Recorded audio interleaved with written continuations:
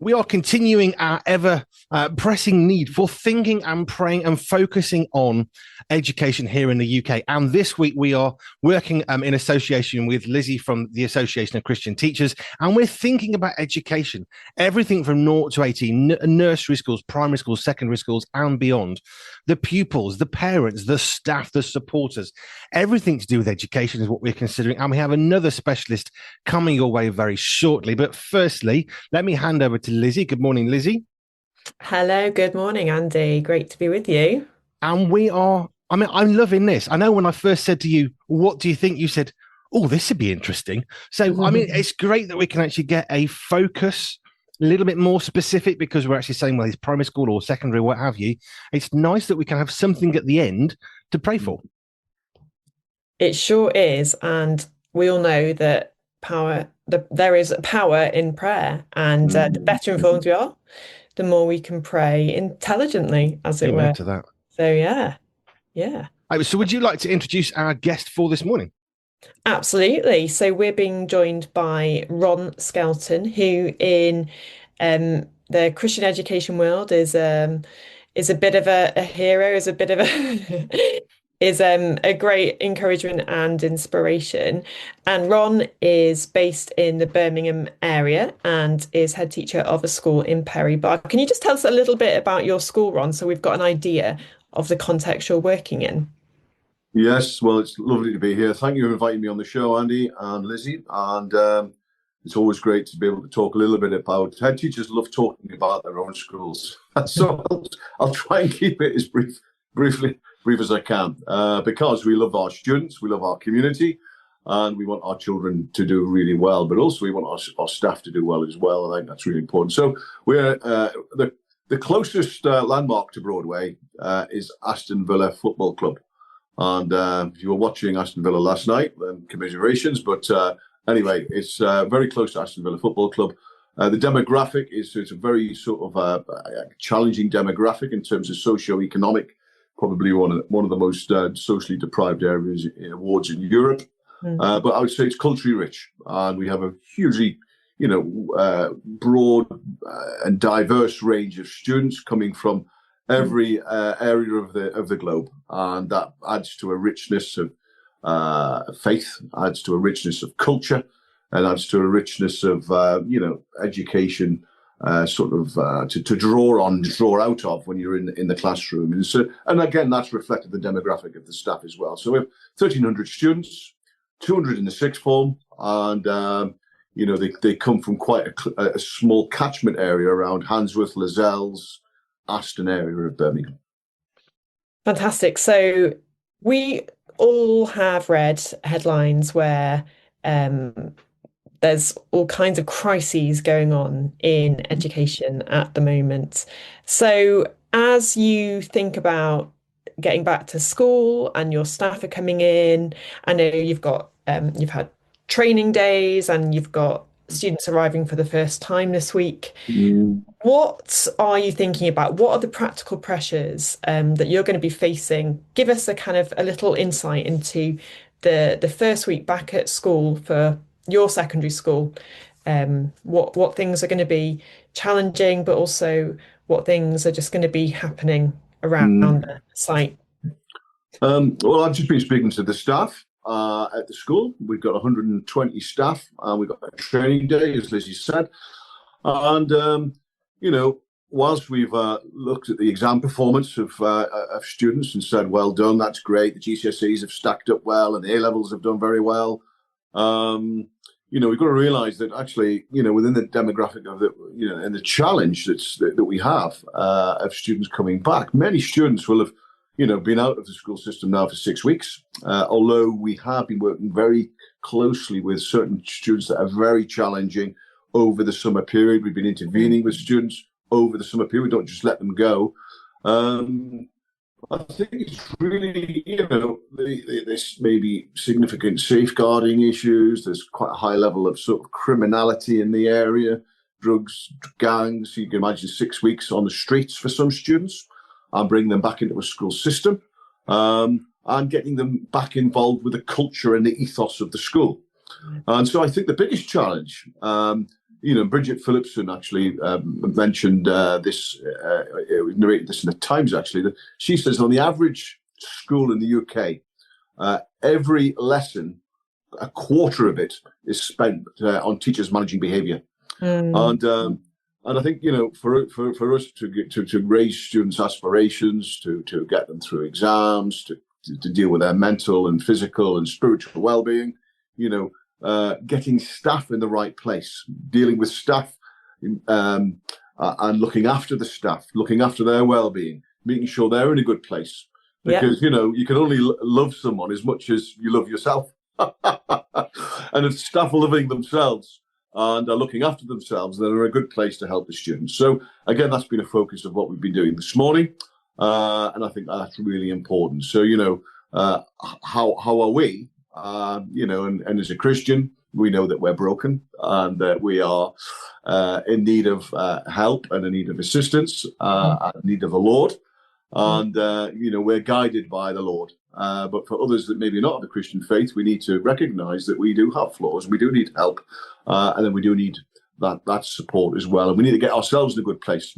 So when it comes to a dark, dreary morning and in November, and you're dealing with a difficult group of students, maybe neurodivergent students, how do you, place yourself in that position in order to deal with them? And of course, you'll do that by improving your own CPD, improving your own expertise, but also that underlying compassion, that underlying love for the students, I think is so important.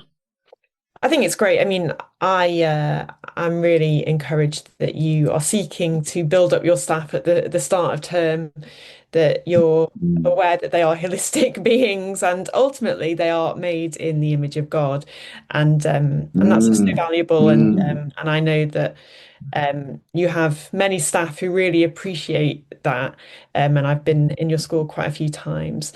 Just wondering, so you're talking about your context, and obviously this is different in other schools, other secondary schools. We're thinking about secondary today, but you say you come from quite a diverse, or the school is in quite a diverse catchment area. I know there's a lot of Muslim families whose children would be going to your school. What opportunities do you see for the Christian message to be spoken about and to be lived out in that kind of context? Are there still opportunities in schools? Absolutely. And, we've got to remember that the law is on our side. So, we start off this morning by sharing our school development plan, which, the first thing that we should be doing around the curriculum is what? Developing the spiritual dimension of the students. How often is that happening? There should be an active, collective act of worship, a daily act of collective worship. And again, focused on the person of Christ. So that's what the law states. How that manifests itself, of course, in a diverse community is, is already, having that can become very sterile and the law. However, underpinning that, of course, is our love for the community and our love for all students. As Lizzie's already said, we believe that all students, all students and all staff are created in the image of God. And, so we believe that love, loving our students, and it was Martin Luther, I think, you said, we've got to go on beyond tolerance. We've got to go on just being friendly and, but love underpins that. And that sort of deep love, that, sacrificial love in some ways, where you're going beyond for your staff and for the students, I think is so important. And I think we got to remember as well that, we do, parents send their children to the school. There's a covenant between the parents and the school, and they put us into a local parentis, and that covenant is that we become the parents of the children. Local parentis, but there is a covenant that they think that they've sent our children to the school, so therefore we need to be dealing with them as if they're our own children, and that's all of them, whatever their background, whatever their orientation, whatever their faith. They're all equally loved. Absolutely. And this week we were hearing from Bridget Phillipson about the issue of attendance. And I think that's a particular issue at secondary level. I know it does impact primary as well.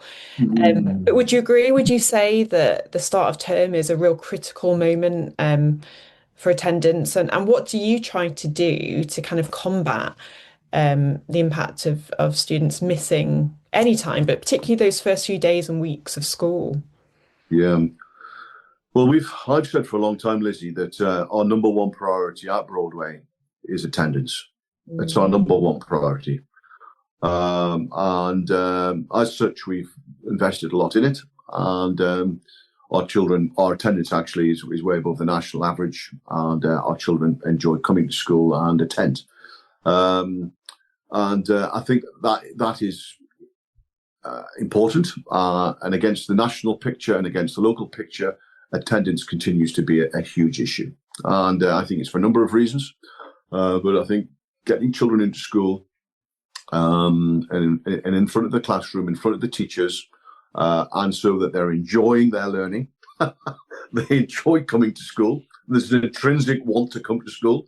Ideally, we want to see our children skipping along the road, wanting to come to school, can't wait for the first lesson, whatever that may be. And I think schools have got to recognise that actually we've got to create that culture, that joy of learning and that love of learning, that engagement, and the curriculum and the extracurricular.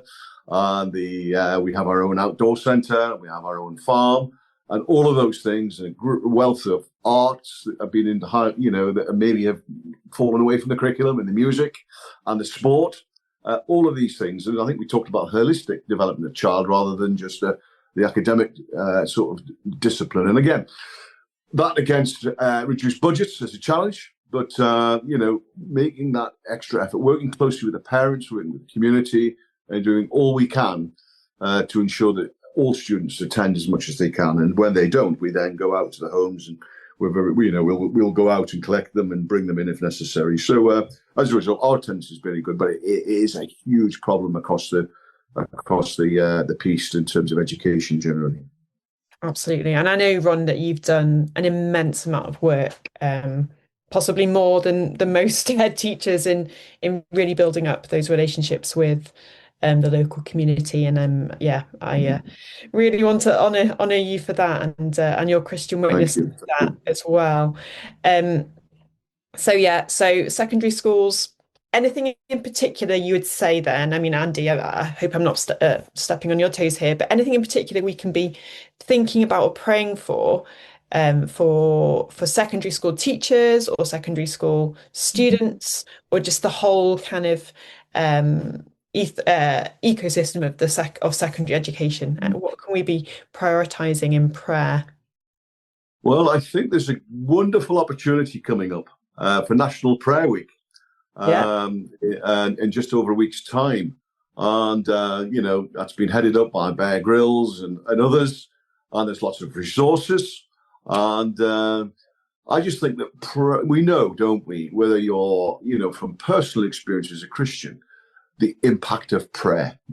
Prayer, we can't do anything of ourselves, really. It's all as Christians, we don't, we're pretty sort of weak and, David the psalmist could say, he needed the Lord to guide him. Without that, he was nothing. And indeed, we recognize that. So prayer is the foundation on which everything else stands. And so if we can, I would pray that we can get children in the schools to pray.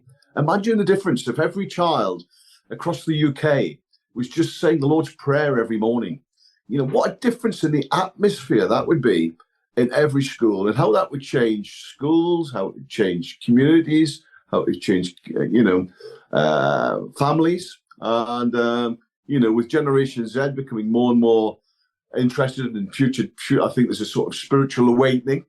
I think what we can do to encourage children and use those resources, and maybe even use that as a sort of catalyst, the National Prayer Week, for Christian teachers to be,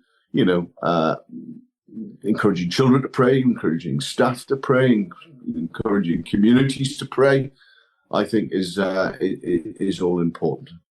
And a great opportunity. Praying for teachers, in particular Christian teachers.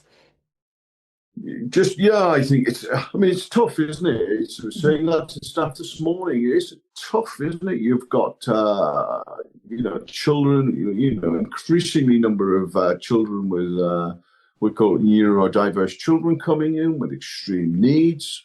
You've got a huge amount of demands, whether that's, to teach well. And of course, teachers are bringing things into the classroom. And so I think it's praying for the well-being of staff, Christian staff, if you want to pray for them, but staff as a whole, really. And I think top down, I think we need to pray for the government that they make the right decisions in this education review. I think we need to be praying for head teachers that they can manage their schools, and and for teachers that they can, that their minds and their hearts can be, and they can, show the love of Jesus to the children within their classes.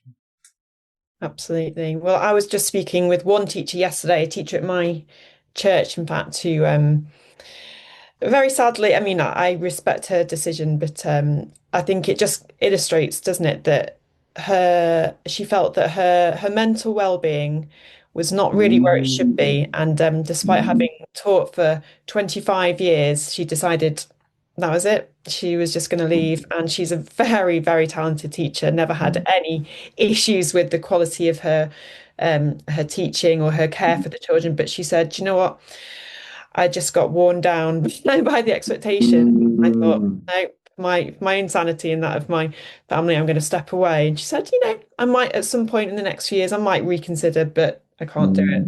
And I think, Lizzie, that's a really important point. I said to the staff this morning, I said, we are often leave it too late. Yeah. And we're too reactive. Yeah. And I think we've got to recognize, the first book, if you look at I think it's Exodus, the book of Exodus, from Genesis to Exodus, I think the word rest is mentioned about 72 times, whatever, and I think that word rest is almost a countercultural. We've got a badge of honor of being busy, and we've just got to recognize and build time in for rest. It's biblical. It's and again, a little bit contentious possibly, but there was an article I read over the summer saying if people that keep the Sabbath one day of rest a week live an average of 11 years longer. Wow. And so I think we've got to come out of this busyness, and it's difficult, isn't it? We've got to find time to rest. It's biblical. It's otherwise we end up, having a bit of a crash at the end. So how can we balance that? And I was saying to staff, we're all different. We could illustrate that point with even men and women or whatever, and we need to find ways to manage that. So I think praying for teachers to find time for rest, whatever that looks like for them, is so important. Absolutely.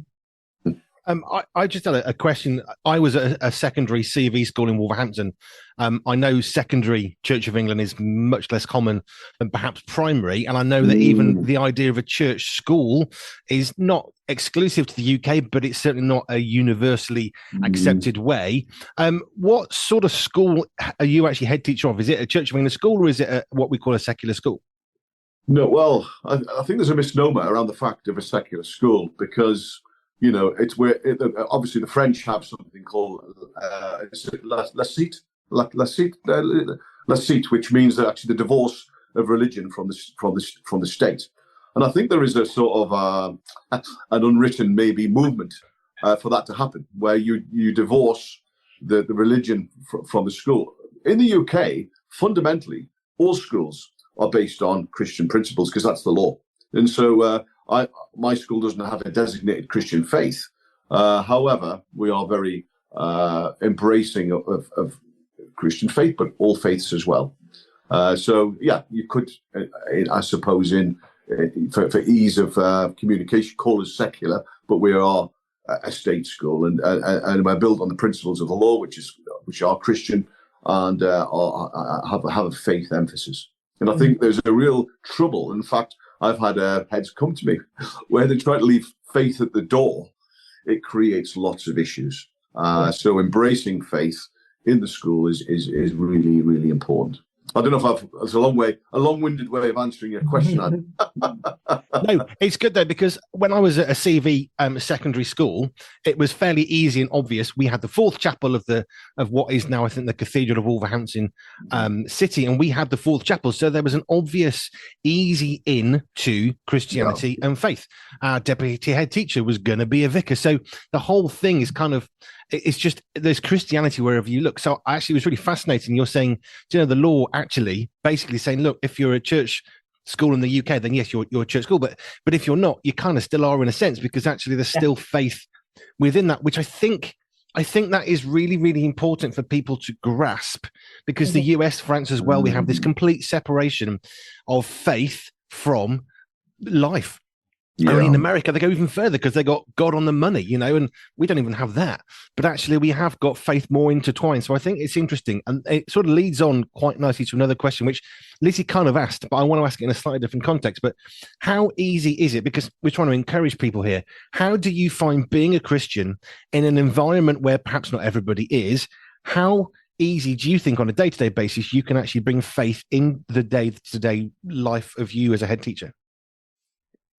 Okay, well, I think you've talked about faith, and I think, we've got to recognize that we are, in a very sort of democratic, society based on our, on Christian principles. And as such, then we have a deep respect for others as well.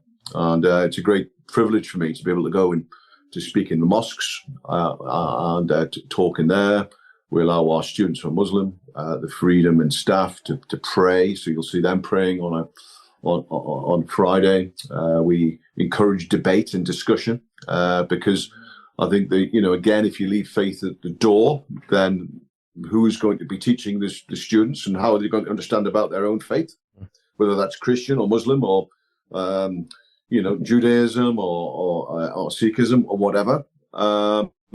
And so the debate around faith is central to and what people believe, and being able to see things through different lenses is critical to a good education. So, in a typical RE lesson, you would be saying, okay, if you're a Christian, what does it look like through the lens of a Muslim, and vice versa? So that actually, and by doing that, I believe that, it stops any form of, or reduces significantly any form of radicalization. It encourages the discussion around faith, that, okay, so you might have a Christian in the classroom. Yep. Okay. And a Muslim. Okay. How do they see God?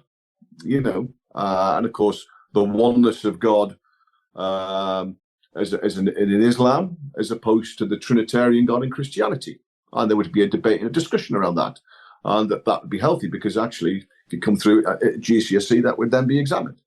And so I think it isn't forced. It isn't, proselytized as such, but we are very open about it and discuss it. And the children, we don't need to the children bring it in with them. So there's a number of Christian students, and they have their own services and choir and Christian unions as well. And the Christian staff will involve themselves in that. And there's a Christian staff prayer meeting. And there'll be various services that, at the end of term, which are Christian in nature. And we also link very closely with the local churches. So we'll bring them in as well, with their pastors.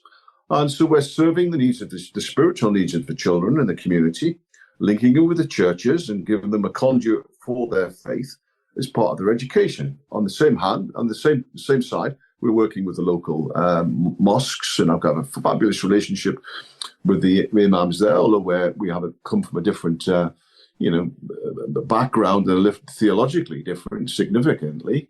We can still love them and serve them. And as I go back to, we're in local parentis of their children, and that makes it, we're having a covenant relationship with them. And I think that's really, really important. So I think it's creating the right atmosphere in the school, which is the right ethos, which allows all children, whoever they are, to flourish. And I think it's that debate, that discussion, and that love for each other, which will hopefully shine through. And I think, Andy, just to kind of follow on from that, I think, as Christian teachers, we should never try to manipulate or hide any discussion around faith with children. But actually, a good premise is always, if you're a Christian teacher going to a school, make that really open and transparent from the day you start working there with staff and students alike. Obviously, don't force the matter, but you don't need to be afraid of saying you're a Christian. Doesn't mean that you have to elbow something into every single lesson, but then you've also got the law on your side, as Ron said. We are to have a daily active collective worship, which is in the main Christian, and that's in every school. Unless there is a specific religious designation, which very few schools would not have that applicable. So I think we've got many things on our side, and actually I think just it's a misunderstanding often that we can't talk about faith, or we can't offer to support a Christian union. Doesn't always mean that people are receptive or that they come. But there are many opportunities for Christian teachers in. And I also think, Lizzie, the importance of RE in the curriculum, which facilitates that, which some schools have sort of marginalised. And at Broadway, all of our students do RE through the curriculum, and they all take it at GCSE. So there's 210 entries a year. And I think they study their own faith. So we do Islam and Christianity. So they'll study, what it means to be a Christian, what it means to be Islam. There'll be discussion around that. And I think that's a real strength and allows open and vibrant discussion as well. And even in the staff meetings, you might get a member of staff saying, look, this is from an Islamic point of view. And so, for example, this morning they were talking about, some Muslim children will come in and say, there's a sort of a mindset that we would say, inshallah, God willing, I will do well in my exams. Whereas I would say, well, actually, from a Christian point of view, I often say, Deo volante, God willing, I will do well in my exams. However, we say the children can't just say, inshallah, I'm going to do well in my exams. You've got to put the effort in. And Christian children too. You can't say, God willing, Deo volante, I'm going to do well in my exams. No, God expects you to work hard as well. So there's that interesting and amusing dialogue between the staff about, getting students to work and not just rely on the Almighty to help them get through their exams. I really enjoyed. I was the school I was at was secondary, C of E, Church of England, and we had a sixth form attached to the school. I know this varies throughout the country, but sixth form was school. We just got a slightly better tie. And across the road was a Roman Catholic secondary school, also had an attached sixth form. So our combined A-level theology, Christian theology, was fascinating because there was a very much Muslim guy in the room. There was myself and another girl. I mean, I was never really a Baptist, but I was a Christian. I was labelled a Baptist because we like labels. There was some Methodists and some agnostics, and I'm definitely an atheist. And it made for some really fascinating debates. As you can appreciate, 16 to 18, we like have thoughts. Yeah, absolutely. What do we think? What do we believe? Well, how does that fit to me? And I still look back to those 2 years of my life. Didn't like school so much, but I love the Christian theology because I love the debates. Because the two principal teachers were so good at getting us to debate and converse well. And it's that well word, which I'm hearing through what you're saying, Ron, in your school, which is probably why you've got a better attendance. Because if you're not just treating people good, but treating people well, helping them to learn well, to be educated well, to discuss well, to exist with people that you don't necessarily agree with, well, all of a sudden we're changing society and culture from, I say just carefully, but from just within a school, 5 to 7 years of your life, depending on where you live in the world. But it's changing society for better, which is a good thing if we teach people not just to learn, but to learn well. And how do then they apply that into the rest of their lives? I wrote down a lot of things to pray for because there's a lot to pray for. I'll read out what I've got. If you want to switch any of this, we can do that. I've got the well-being of the staff, which I think is important because, as Lizzie said, someone she knows is leaving teaching because of, I guess, that reactive mental health issue, which is prevalent in the UK. I've got head teachers managing people well, because I like the word well, it's good. And I put rest, because that Sabbath thing, which I just wanted to touch on before we close, is so critical. I mean, I guess we're all old enough. We remember Sunday trading laws changing. I remember if you ran out of petrol on a Saturday, you were done till Monday. And actually, as frustrating as that was, and as easy as it was that, I'll go and get some fuel, let's do the shopping, we did lose that cadence of rest versus work, which is what you mentioned. Just simply as you can, how can people preparing for secondary education? I guess people have gone back to school now, but how would you suggest people work with trying to build in rest naturally, not just into their day, but into a weekly cycle where Facebook doesn't rest, where Amazon same day 1 hour delivery doesn't rest? How would you encourage people or help people to find that cadence of rest? Well, as you said, Andy, it's so important, isn't it? And I think, it's the blueprint which is set out from the beginning of time in Genesis about, 6 days and the seventh day God rested. Now, God's got to rest and we're made in his image. We have to rest. Otherwise, it goes horribly wrong. And, you can probably, better than I can, talk about times in, I think, the French trying to go do a 10-day week or something, and it was disastrous. I think the biblical principle is the best one to follow, which is simply, try as best you can within the family circumstances to find some time on a Sunday, or from a Christian perspective, that is, to rest. That means turning your phone off, not working, take some time out, and again, if you're busy in the church, you need to find another time to do that as well, because, if we're not rested, and I think this is really important, the body can't operate. You can't teach children, and they will not receive anything if they're stressed. And staff can't learn and develop if they're stressed too. So we need to somehow go back to basics. And I would advocate strongly, not just for longevity, but for mental well-being, that you take 1 day out a week, and we go back to biblical principles of just adhering in some way, as far as we can, as far as practical, to the Sabbath.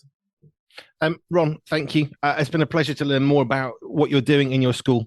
I do know West Brom pretty well in Birmingham, having delivered around there for many years. I know some of the challenges of which you speak, and it's great to hear a positive head teacher. I've known quite a few over the years, and I always like the fact that they have every head teacher I've met, and I worked in schools for a while, they have such a passion for the staff. And I love that, because you know what? They're people too. And we forget, it's just a teacher. Well, no, that's a mum, that's a dad, that's a brother, that's a sister trying to do a job, something that's developed. It's not what they learned. When my kids were at primary school, we were taught something, and the teacher said, I don't know what I'm teaching. I've just finished university, and they've changed it. So they're under duress as well, trying to keep up with changes in society. So it's really encouraging to me personally to know that we've got someone like you, not just caring about the school or the pupils, but actually the pupils and the staff who have to coexist well within the community. So Ron, thank you. And Lizzie, thank you too for what we did. I'm loving this week. I love the fact we're bringing a focus of prayer into education in the UK, because you know what? There are Christians everywhere. Not be afraid, threatening one, but there are Christians everywhere. And that's really exciting and really encouraging that wherever you look within society, specifically within education, which is this week's focus, we've got Christians in primary schools and nurseries and head teachers and teachers and support staff. And there are Christians everywhere making an impact in their local culture in a school, which then spills out to the culture around them. And every day is a learning day. I've learned something today. I did not have your perspective, Ron, of the law and schools. So thank you for teaching me more on that. It's good. Thank you very much, Andy. Thank you very much, Lizzie. It's been a privilege and a pleasure. Thank you. Great to see you. Pure Media, the magazine, comes out on the first Friday every month. And next edition comes out for September on the 5th of September and will be crammed full of amazing writers, features and columns. If that's not enough, we'll be delving deeper into the life and times of Jennifer Benson from US-based Ignescent. And if you love Lego, we'll be chatting with a man who gets to play with Lego every day. That'll be Josh from Go Chatter Studios. The digital version is always freely available online, and you can enjoy a printed subscription and get a copy in your hands too. Just head over to www.puremediathemagazine.com, where we're always on point and always in print.